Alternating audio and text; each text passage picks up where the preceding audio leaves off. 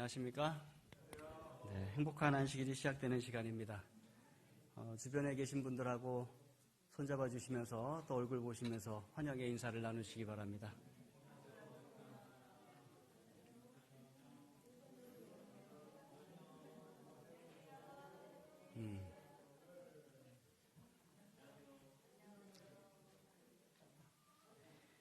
지난 화요일부터 오늘까지 2시에서 4시까지 명품 인생학교 전도회를 가졌습니다. 상당히 바쁘게 흘러갔습니다. 그렇죠? 또 많은 분들이 참석하셔서 상당히 좋아하시고 또 즐거워하셨습니다. 많은 것들을 배우고 또 기뻐했습니다. 구도자들이 개별적으로 다 세면 한 10분 정도 이렇게 오셨던 것 같아요. 물론 중간중간 못 오신 분들도 계시고 많이 빠지신 분들도 계셨는데 그 정도 오셨고 개근하신 구도자가 한 3분 정도 이렇게 되시는 것 같습니다. 어쨌든 4일 동안 다 오셨다는 것은 대단한 것 같아요. 우리 교우님들도 많이 못 나오셔갖고 조금 아쉬운 부분이 있었는데 어쨌든 구도자가 그렇게 4일 동안 다 오셨다는 것은 상당히 저희들에게 기쁜 일이었습니다. 시간대가 낮 시간대이다 보니까 일을 하시는 우리 전원 집사님들이 오실 수가 없었고 그래서 조금 아쉬움은 있었는데 나름대로 또 훌륭한 명품 인생 학교였다 이렇게 생각을 하게 됩니다. 우리 성도님들 오셨던 구도자분들을 위해서 계속해서 기도해 주시고요. 또 그분들이 계속해서 우리 교회와 관계를 맺어서 결국에는 교회에 출석하고 하나님의 자녀가 될 수 있도록 그렇게 기도해 주시기 바랍니다. 잘 계획해 주신 선교부와 또 참석하시고 협력하신 우리 모든 장로님들, 집사님들께 감사를 드립니다. 우리 다니엘서 2번째 시간 가지도록 하겠습니다. 오늘 3절, 4절 먼저 읽도록 하겠습니다.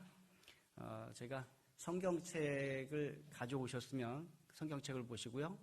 혹시 보시면 3절과 4절 먼저 읽고 저희가 나가도록 하겠습니다. 다니엘서 1장 3절과 4절 제가 3절 읽고 여러분 4절 읽어주십시오. 다니엘 1장 3절입니다. 왕이 환관장 아스부나스에게 말하여 이스라엘 자손 중에서 왕족과 귀족 몇 사람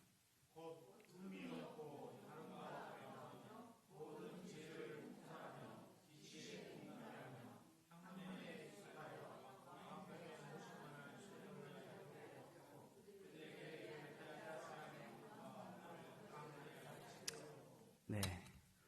포로국에서 볼모를 데리고 오는 것은 당시 강대국의 아주 중요한 관행 중의 하나였습니다. 상당한 잠재 능력을 가지고 있는 청년들을 선발해서 그 나라로 데리고 와서 그 나라의 학문과 문화를 가르치는 것입니다.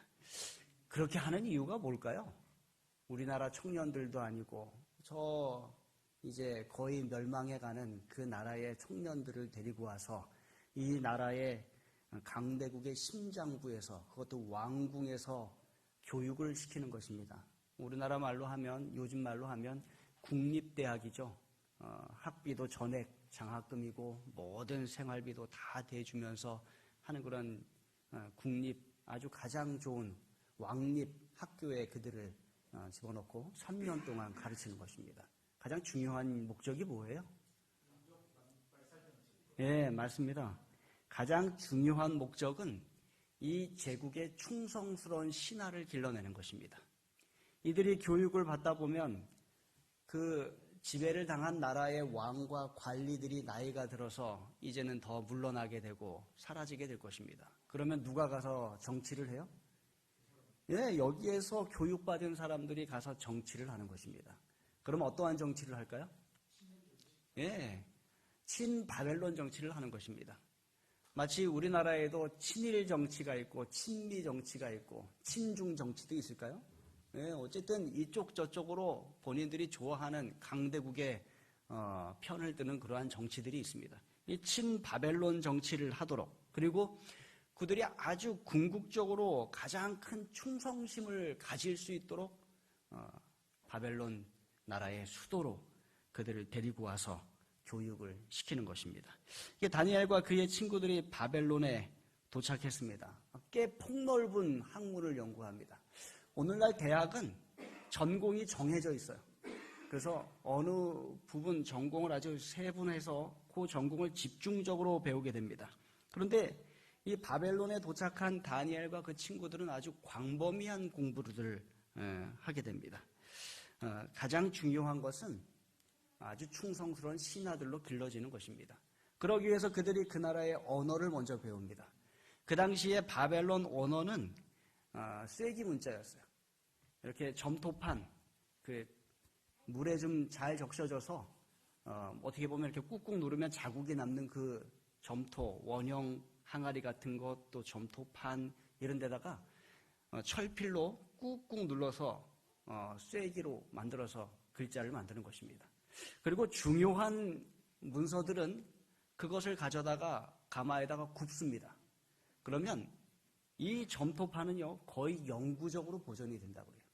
일부러 깨트리지 않는 이상 꽤 오랫동안 가는 것입니다. 그래서 지금까지도 남아있는 그러한 쐐기 문자, 그런 원형들이 있게 되고 언어 연구에 상당히 많이 사용이 되는 것입니다. 덜 중요한 문서들은 굽지 않고 자연스럽게 햇빛 아래에서 마르게 둡니다. 그럼 그것들은 좀 더 깨지기 쉬운 형태로 되어 있어요. 그래서 어쨌든 그들이 언어를 배웁니다. 그리고 나서 그들이 쓰는 것은 이제 말입니다. 근데 바벨론어가 있기는 했지만 바벨론의 많은 사람들이 아람어를 사용했어요. 그리고 이스라엘 백성들도 당시에 히브리어와 함께 아람어를 사용을 했습니다. 그래서 아람어 언어가 그들에게 그렇게 어렵지는 않았습니다. 특별히 다니엘과 느부갓네살 왕의 대화는 아람어로 많이 기록이 되어 있어요. 그래서 다니엘서는 1장과 8장에서부터 12장까지는 히브리어로 기록이 되었고 2장부터 7장까지는 아람어로 기록이 되었어요. 두 가지 언어로 특별히 기록된 이유는 아람어가 그 당시에 바벨론에서 보편적으로 사용되는 언어였고 이스라엘 백성들도 사용할 수 있는 언어였기 때문에 대화가 그것으로 많이 이루어졌고 왕과 특별히 다니엘과의 대화가 그렇게 이루어졌기 때문에 그렇게 기록이 된 것입니다. 어쨌든 언어를 이렇게 할 수 있었기 때문에 그들의 대화는 어렵지 않았고 또 그들이 그곳에서 학문하는 것도 그렇게 어렵지 않았습니다. 근데 바벨론에서 가장 많이 학문적 유산으로 남아있는 것 중에 하나가 뭐냐면 60진법이에요. 60진법. 우리가 지금 현대에 쓰는 수학 진법은 무슨 진법이죠? 10진법입니다. 그렇죠. 1부터 10까지 하면은 하나가 올라가서 20이 되고 30이 되고 이렇게 합니다. 60진법이 있습니다. 어디에 사용되고 있을까요? 네, 맞습니다. 1부터 60까지 하면은 1분이 되고 1분부터 60분까지 가면 1시간이 되고 이런 시계에 남아있고요. 그 다음에 각도에 남아있어요. 360도. 이게 60의 배수로 이루어진 것입니다. 어쨌든 이런 60진법이 남아있고요. 그 다음에 바벨론 교육과정 가운데 또 그들이 배우는 것 가운데 좀 이스라엘 백성들에게 다니엘과 세 친구에게 상당히 마음에 들지 않는 학문이 하나 있었어요. 그것은 뭐냐 하면 점성술이었습니다. 점성술은 뭐예요? 네, 점을 치는 것인데 뭘 보고 점을 쳐요? 네, 별의 움직임을, 천체의 움직임을 보고 점을 치는 것입니다. 미래를 무엇을 보고 가늠한다는 거예요? 네, 그 별과 천체의 움직임을 보고 미래를 가늠한다는 것이에요. 그런데 성경은 이것을 아주 강력하게 반대를 합니다. 미래는 누가 주관하시는 거예요? 하나님께서 주관하시는 거예요.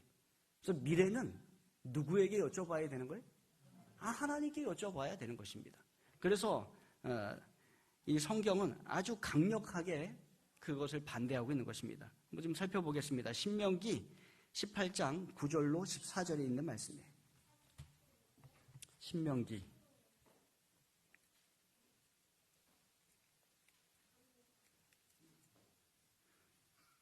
18장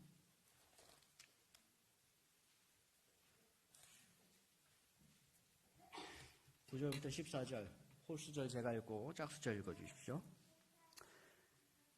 내 하나님 여호와께서 내게 주시는 땅에 들어가거든 너는 그 민족들의 가증한 행위를 본받지 말 것이니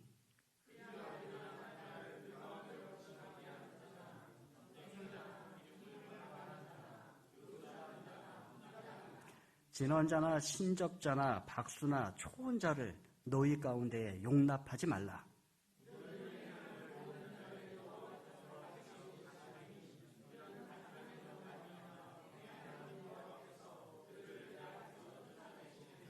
너는 내 하나님 여호와 앞에서 완전하라.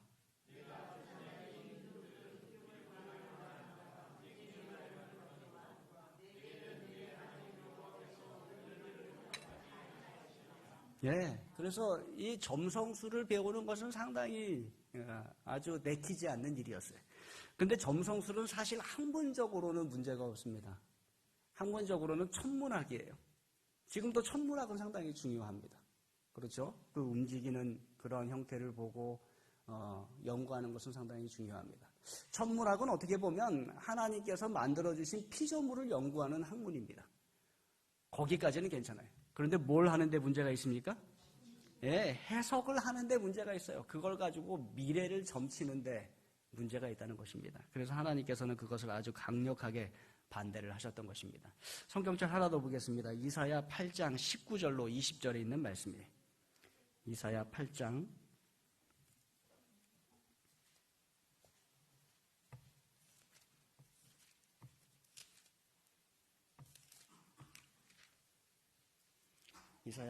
19절 20절. 제가 19절, 여러분 20절 읽으십시오. 어떤 사람이 너희에게 말하기를 주절거리며 속살거리는 신접한 자와 마술사에게 물으라 하거든 백성이 자기 하나님께 구할 것이 아니냐 산 자를 위하여 죽은 자에게 구하겠느냐 하라.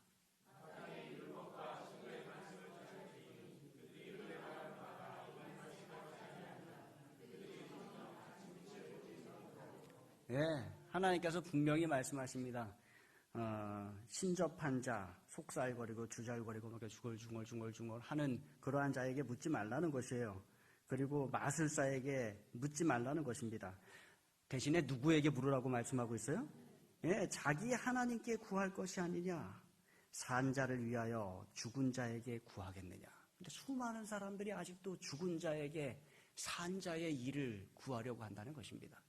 여러분, 그러한 일을 우리 가운데서 완전히 폐하라라고 하나님께서는 우리에게 분명히 말씀하고 계심을 여러분 기억하시기 바랍니다.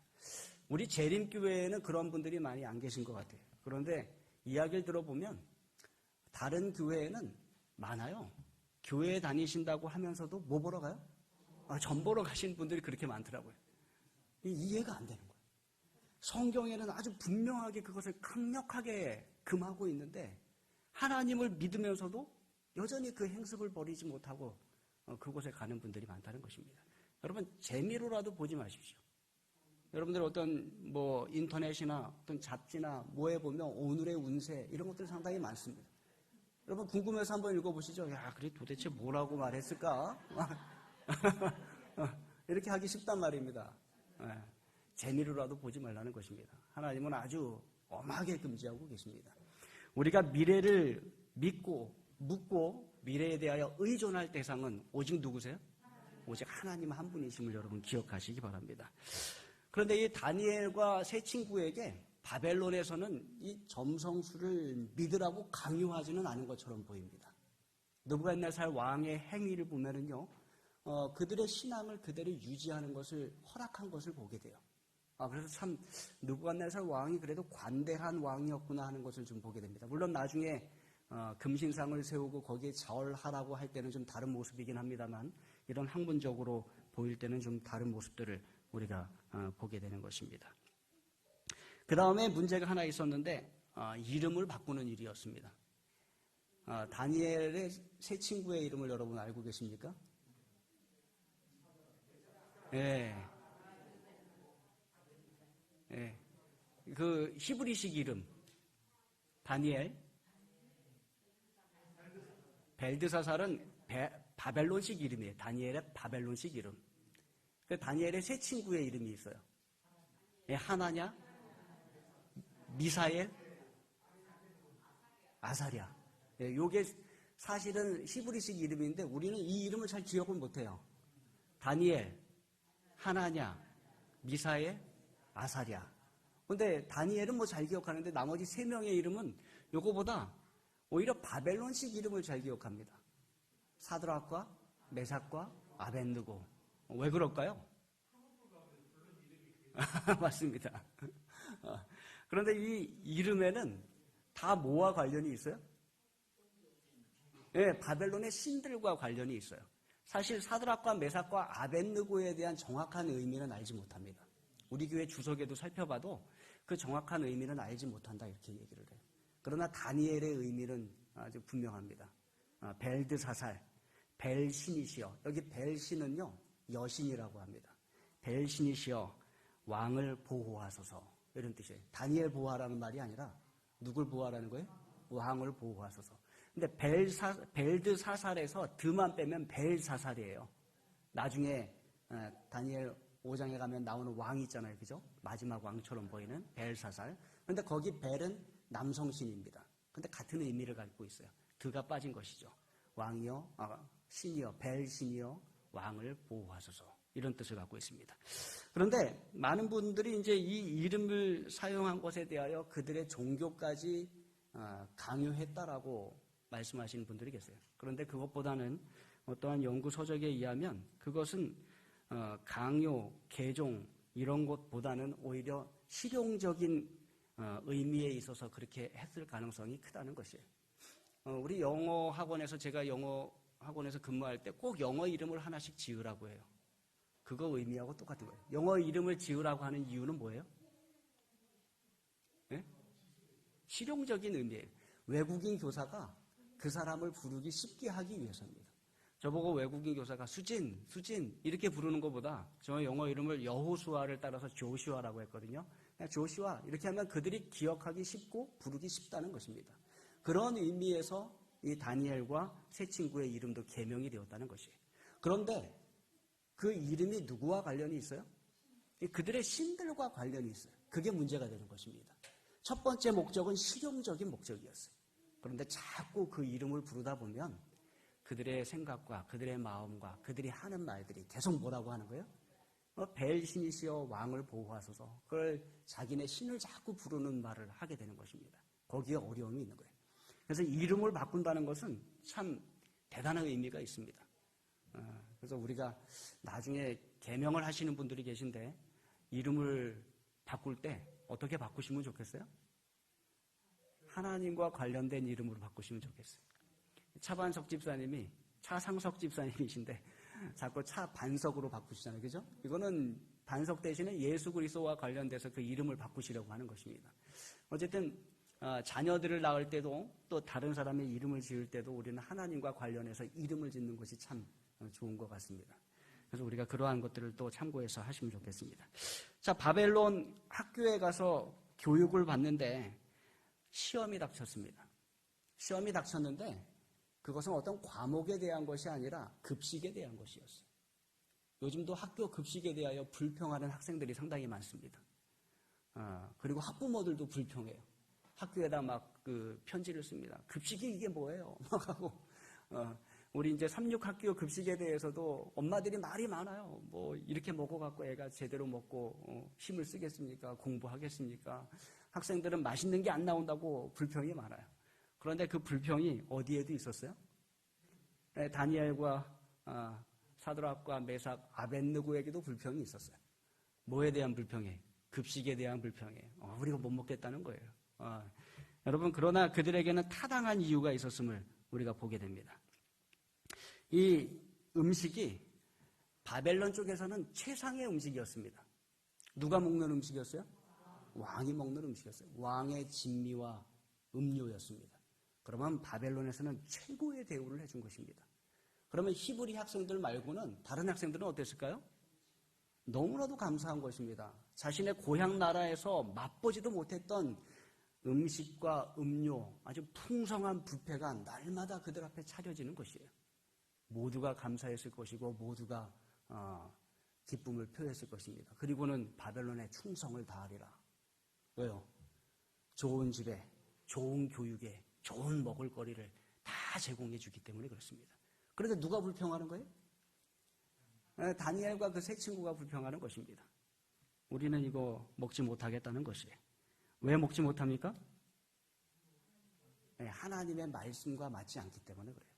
그래서 레위기 11장과 신명기 14장에 있는 말씀을 가지고 아마 설명을 하려고 꽤나 애를 썼을지 모릅니다. 그러나 그들이 찾아낸 가장 좋은 방법은 무엇이었는가 하면 채식이었어요. 여러분, 왜 채식이었을까요? 가장 중요한 이유는 채식이 그 모든 것을 피할 수 있는 방법이었기 때문에 그래요.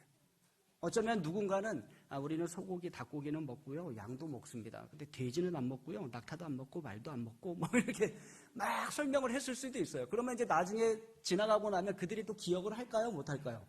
못해요. 그러면 가서 또 설명을 해야 돼요. 자, 레위기 11장을 한번 보세요. 여기 보시면 발이 쪽발이고 대세김질을 하면 우리가 먹을 수 있고요. 그러나 발이 쪽발이되 대세김질을 안 하면 우리가 먹지 못합니다. 무슨 막 물고기는요, 비늘과 지느러미가 있어야 되고요. 뭐 물 위에 떠다니는 그것이어야 되고요. 막 설명을 합니다. 그러면 나중에 또 그들이 와서 뭐라 그래요? 그래서 너가 뭘 먹는다고 그랬지? 뭘 못 먹는다 그랬지? 이렇게 이야기를 한다는 것이. 그런데 그 모든 문제를 한 번에 싹 해결할 수 있는 문제가 뭐예요? 그게 채식이라는 거예요. 맑은 물과 채식을 주십시오. 그거면 충분합니다. 라고 말하는 것입니다. 여러분, 우리가 어디 갔을 때 식사하기가 정말 어려우실 때가 많아요. 돼지고기도 들어가고 오징어도 들어가고 문어도 들어가고 조개도 들어가고 뭐 여러 가지가 있어요. 그때 우리가 아주 간단하게 선택할 수 있는 방법이 뭐예요? 채식 주십시오. 저는 채식 먹겠습니다. 이게 가장 간단한 방법이에요. 또 하나님께서 가장 좋아하시는 방법이기도 합니다. 그래서 채식 먹겠다 하면 여러분들의 신앙엔 전혀 문제가 없이 식사를 하실 수가 있겠습니다. 요즘에는 채식이 상당히 보편화가 됐습니다. 예전에는 우리 교인들만 상당히 주장하는 음식이었는데 요즘에는 누구나 다, 아니요, 종교와 관련돼서도 우리 말고도 아주 채식을 강조하는 사람들이 있어요. 미국에 가면 우리나라보다 더 쉽게 채식 식사를 하실 수 있습니다. 어느 식당이나 가면 채식 식단이 있어요. 그 찬영이가 늘 그 얘기를 합니다. 한번 가면 너무나도 편하게 그분들은 채식을 할 수 있다. 이렇게 얘기를 합니다. 네. 오늘날 우리에게도 그런 문화가 상당히 많이 들어온 것은 고무적인 일입니다. 그런데 한 가지 문제가 있어요. 채식을 하는 사람이 까다로운 사람이 많다는 것입니다. 그리고 오히려 화를 내고 신경질을 내는 사람들도 봤어요. 여러분들 유튜브에서 한번 찾아보시면 보실 수 있습니다. 이 사람은 채식을 하는데 왜 이럴까요? 뭐 이렇게 육식을 하거나 햄버거를 먹는 사람한테 소리를 지르거나 화를 내거나 막 이런 사람들이 있어요. 그런 건 절대로 하나님의 방법은 아닙니다. 채식을 하는 것은 정말로 좋은 것이에요. 그러나 채식을 하면서 하나님의 성품, 그리스도의 성품을 닮아야 그게 가장 좋은 것임을 기억하시기 바랍니다. 그리고 제발 아직 채식을 하지 않는 사람들에 대해서 여러분은 관대하시기 바랍니다. 하나님께서 관대하십니다. 그런 문제에 대하여, 음식물 문제에 대하여 교회에서 그것을 갖고 구원과 관련을 짓거나 어떠한 문제로 만들지 마시기 바랍니다. 그것은 그분이 할 수 있는 분량만큼의 믿음에 관한 일임을 기억하시고 또 그분이 그러한 것을 할 때가 되면 또 하나님께서 이끌어 주실 줄 여러분 믿고 다른 사람을 이해하고 받아들이고 그렇게 해 나가시기 바랍니다. 그것이 하나님께서 우리에게 주시는 방법입니다. 그 다음에 문제가 또 하나 있었습니다. 그것은 뭔가 하면 우상에게 바쳐진 그 음식들이 있었어요. 그런 것들이 또 성경에 아주 나와 있는 그러한 것들이었습니다. 가장 좋은 것을 하나님께서는 원하셨습니다. 여기 보면 환관장이 나옵니다. 환관장. 환관장은 다니엘이 그런 종류의 섭생법을 취하게 하기를 마지못해 하였다. 섭생법이 뭐예요? 음식을 먹는 것입니다. 음식을 섭취하는 것이에요. 다니엘이 그렇게 얘기하니까 환관장은 사실 내키지 않았습니다. 왜 그런가 하면 당시 왕들은요, 안 좋은 소식을 가지고 오는 관리를 상당히 싫어했다고 그래요. 그래서 안 좋은 소식을 갖고 오면 그 관리를 죽이기까지도 했다고 합니다. 그런데 이 히브리 청년들에게 열흘간 식사를 주었다가 그들의 건강이, 그들의 모습이 안 좋아져서 그 소식을 가지고 환관장이 왕 앞에 서려면 어떤 것이에요? 상당히 두려운 것입니다. 무서운 것이에요.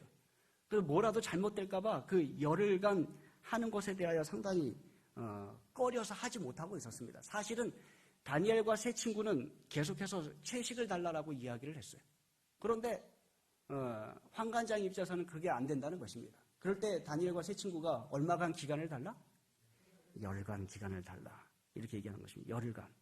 여러분, 열흘간의 식사가 변화를 일으킬 수 있을까요? 예, 충분합니다. 열흘간은요, 짧은 기간이 아니에요. 근데 어떤 분들은 짧은 기간이었지만 하나님께서 역사하셔서 그렇게 이루셨다. 이렇게 말씀하기를 좋아하시더라고요. 근데 절대로 그렇지 않아요. 여러분, 열흘간의 식사의 변화는, 생활의 변화는 엄청난 변화를 가져옵니다. 그래서 심지어는 건강 프로그램에 보면요, 일주일 프로그램, 열흘 프로그램, 이런 프로그램들이 있어요. 그만큼 변화를 가져온다는 것입니다. 물론 계속해서 꾸준히 변화를 가져오려면 어떻게 하셔야 돼요? 꾸준히 그 식생활을 유지해 나가는 것이 가장 좋겠습니다. 그리고 자신의 몸의 관리해 가는 것도 유지해 나가는 것이 상당히 좋겠습니다. 그러나 열흘은 충분히 변화를 가져올 수 있습니다. 그러나 그 변화에 누가 또 역사하세요? 예, 하나님께서 역사하십니다. 평범한 그들의 힘만으로 이루어지는 것이 아니라 하나님께서 주시는 은혜와 축복 가운데 놀라운 변화가 그들에게 이르러 옴을 우리가 보게 되는 것입니다. 다니엘 1장 19절의 말씀을 좀 한번 읽어볼까요?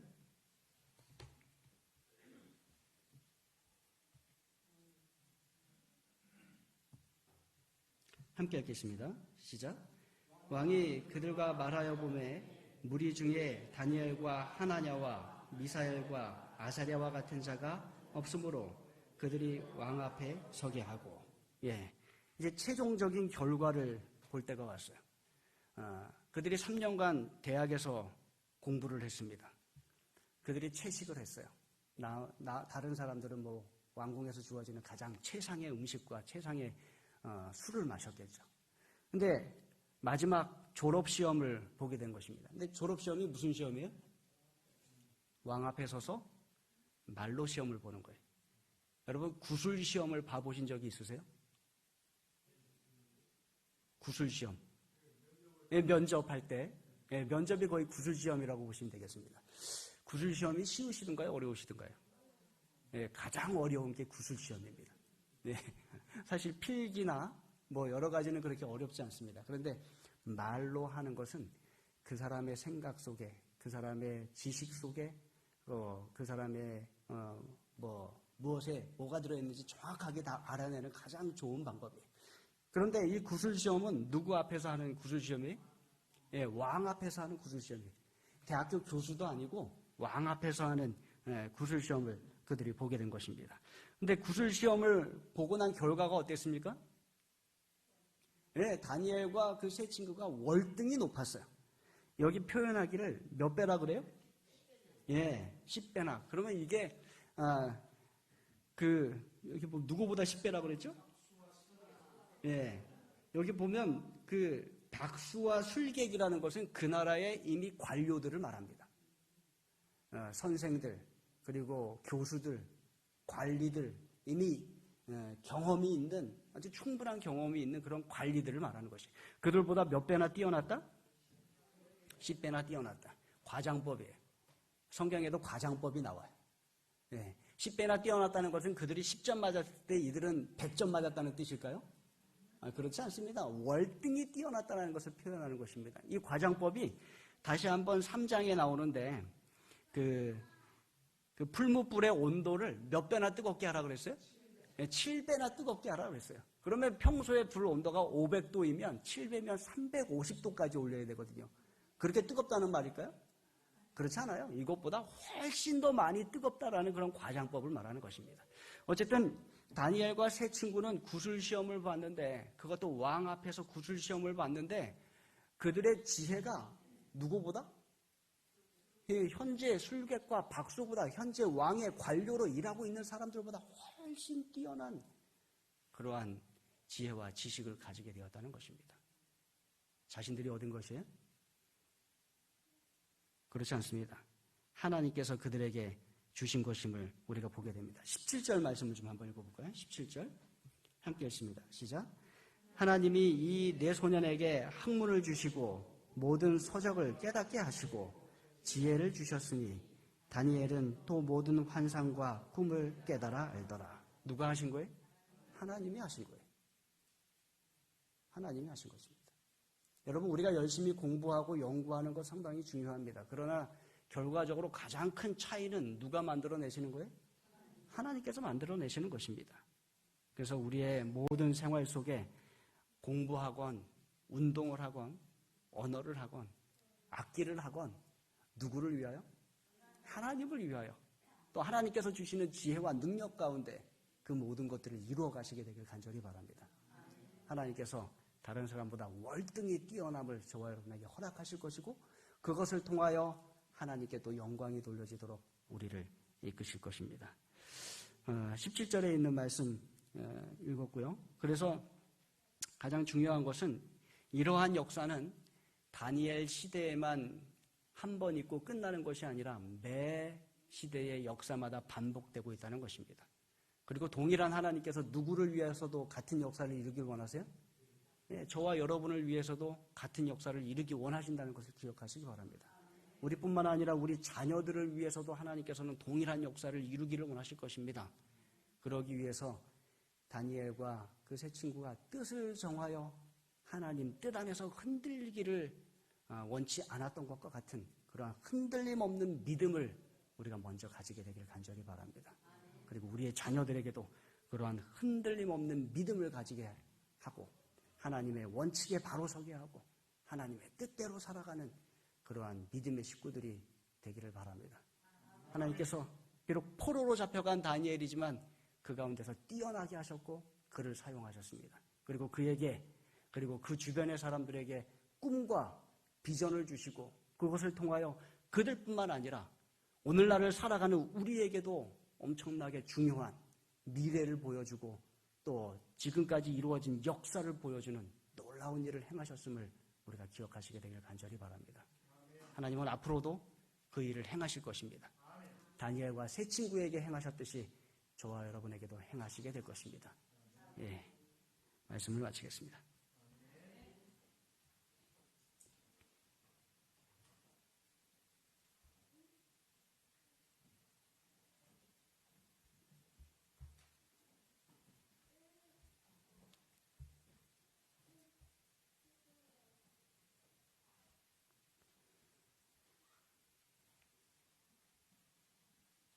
안식일이 시작되는 시간 하나님 전에 모여 말씀과 기도로 이 안식일을 시작할 수 있도록 도와주셔서 감사합니다.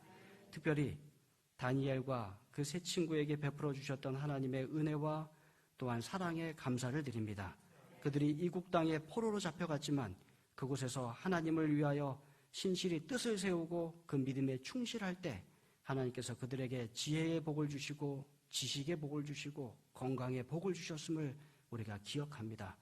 하나님, 우리도 변해가는 또 변화무쌍한 이 세상 속에서 살아갈 때 뜻을 정하여 하나님께 충실한 주의 백성 되도록 인도하여 주시옵소서.